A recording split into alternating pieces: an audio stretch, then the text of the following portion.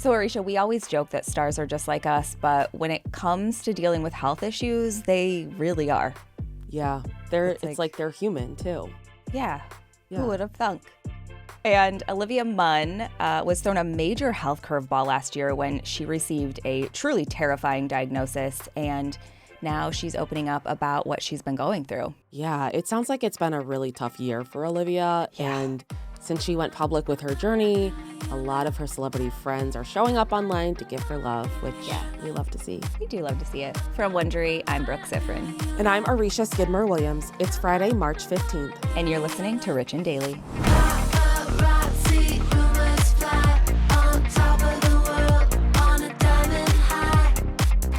So Olivia Munn walked the Oscars red carpet with her boyfriend, John Mulaney. He was actually presenting last Sunday.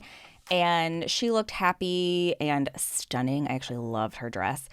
And over the last few days, she's been sharing a few posts on social media of her at all these star-studded parties, just normal celeb stuff for award season. Yeah. But now that the buzz of the Oscars has died down, Olivia is giving people a peek at the less glamorous side of her life. So on Wednesday, she shared a post on Instagram and revealed that she was diagnosed with breast cancer last year. When I saw this, I was like, oh my God. I know. And it took me too long to realize that this was from last year. I know. Like I thought that from the pictures and stuff. But yeah, in her post, Olivia says that last February, she tested negative for 90 different cancer genes, including BRCA, which is the most well-known breast cancer gene. She also said that she just had a mammogram that came back clear, which is terrifying. This whole story, What is science doing? I can't. I can't function on this earth. I know. So 2 months later, after the mammogram came back clear, her OBGYN doctor, Thais Aliabadi, decided to assess her risk of getting breast cancer, given her age, her family history, and the fact that she was 41 when she gave birth to her son, the son that she had with John Mulaney back in 2021, which I will say, my sister-in-law has 2 kids, and I think over the age of 35, they call it a geriatric pregnancy, which is just offensive. I know. It's like we got to come up with better words. Come on. That's like when Sarge was getting like a little older and they were like, he's like a senior citizen or whatever they say. I'm like, he's 7. They're like, here's his AARP card. Yeah. It's like, damn. So according to Olivia, the test that her OBGYN, had her take revealed that she had a 37% chance of contracting breast cancer, which is very high. Yeah. And then this led to an MRI and then an ultrasound and then a biopsy, which revealed she had luminal B cancer in both of her breasts. Jeez. Now, luminal B is a very aggressive and fast-moving cancer. This is so scary to me. I know. That so many tests were negative. And I've heard this story so many times, and it's like, why is this happening? Yeah. So Olivia says that her doctor's decision to assess her risk of getting breast cancer saved her life. Otherwise, they wouldn't have discovered the cancer for at least another year when she went in for her next mammogram. And in her Instagram post, she calls herself lucky because they found the cancer early, which meant that, she had treatment options. And the option Olivia decided on was a double mastectomy, which she had a month after getting her biopsy results. Yeah, in her post, she wrote, I want any woman who might have to face this one day to ask your doctor to calculate your breast cancer risk assessment score. If the number is greater than 20%, you need annual mammograms and breast MRIs starting at age 30, which it feels so young. It does feel young, yeah. But I mean, like I know at least half a dozen people in my age range who have already had cancer or who are currently dealing with cancer. And it's just... I know. That's why, like, when they say, like, don't get a mammogram or don't get a yearly mammogram until a certain age, I'm like, why? Yeah. Like, just get them. Yeah. So, like we mentioned, this happened a year ago. So I think the question on quite a few people's minds is, why is she opening up about this now? Yeah. And Olivia says that she kept her diagnosis private so that she could catch her breath and get through some of the hardest parts before sharing, which I get that. Totally get. I mean, yeah, she didn't have to share it at all. Like it's her story to tell on her time. Olivia also, thanks her family and her friends, including her boyfriend, John, for supporting her and their son. And in the caption, she says that she hopes that by sharing this, it will help others find comfort, inspiration, and support on their own journey. And anxiety. Well, that's because that's what it gave me. That never leaves. It's because that's what it gave that me. never leaves. It's Yeah. always there. Yeah. So after Olivia shared the news, a lot of celebrities, including Kerry Washington, Mindy Kaling, and Rosie O'Donnell, showed a bunch of love in her comments. So Rosie wrote, "You got this. Love surrounds you. Sending light." And Olivia also got a special shout out from her boyfriend, John, who wrote, "Thank you for fighting so hard to be with us. Malcolm and I adore you." So sweet. Yeah, yeah. So And sweet. Olivia responded to all of the comments yesterday in an Instagram story. She said, "I'm really grateful for all the love and support I've received about my diagnosis. Reading your stories and comments has really meant a lot to me, and I just wanted to express my gratitude for all of it."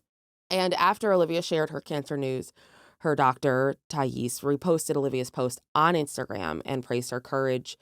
And Olivia responded to her in the comment section saying, "Words will never be able to describe the gratitude I have for you. I love you so much. Thank you, thank you, thank you." That's sweet. So really brave of her to open up about this. Yeah. And I definitely understand her choice to open up about it now when it's kind of in the rear view mirror, it sounds like, hopefully. Yeah.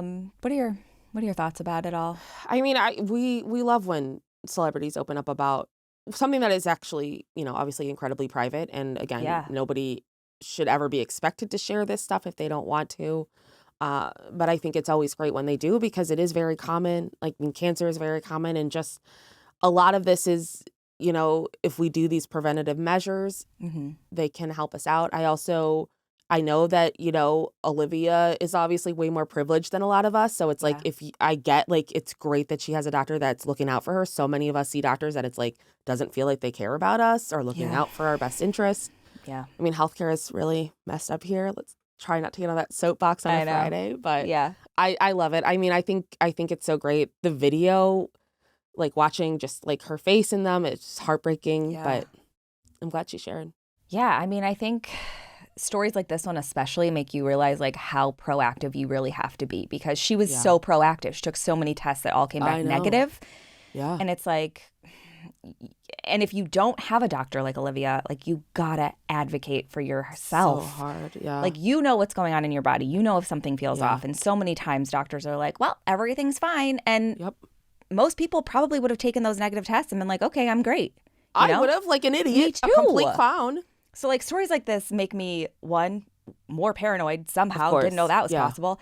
And two, make me realize like we really, really gotta be proactive and like. But I did see comments that were like, well, she's rich, of course. And there were people that were like, I'm not rich and my doctor also did something like this. So they are out there. But you got to push for it sometimes. Yeah, and that's exhausting. And I fully recognize just the challenge. I mean, when you were going through some of your health stuff, you saw every doctor on this side of the Mississippi, possibly. Yeah. So it's, and it's hard because it's like you get so discouraged too. Yes. Especially if you are aware that something's not right inside. Yeah. And the doctors are just kind of dismissing it, gaslighty almost, like, oh, it's especially if you're a woman. And so it's just, I don't know. I just watched an episode of Grey's Anatomy. No mention of a bomb in a basement. Wow, crazy. But the guy, like the patient had like really bad luck or something, and he was in surgery and the ceiling fell on him. But because of it, they found out he had pancreatic cancer, stage 1, which they never catch early. So they're like, actually, you are very lucky. Your luck is turning. And I was like, well, I have to go into a hospital where hopefully it's leaking somewhere and the roof falls and I get saved. Hopefully you go into a hospital that's not up to code and your life is saved. Just a very simple wish, Yeah. But Richies, get yourselves tested. Yeah. Be an advocate for your own health. It's so important because you are your biggest advocate. From Wondery, I'm Brooke Sifrin. And I'm Arisha Skidmore-Williams. This is your PSA. Just kidding. This is Rich and Daily. Have a great weekend, Richies. See you Monday. If you like our show, please follow us on Apple Podcasts, Amazon Music, or wherever you're listening right now. Be sure to follow us on all socials at Arisha Skidmore-Williams and at Brooke Sifrin. We love to connect with you.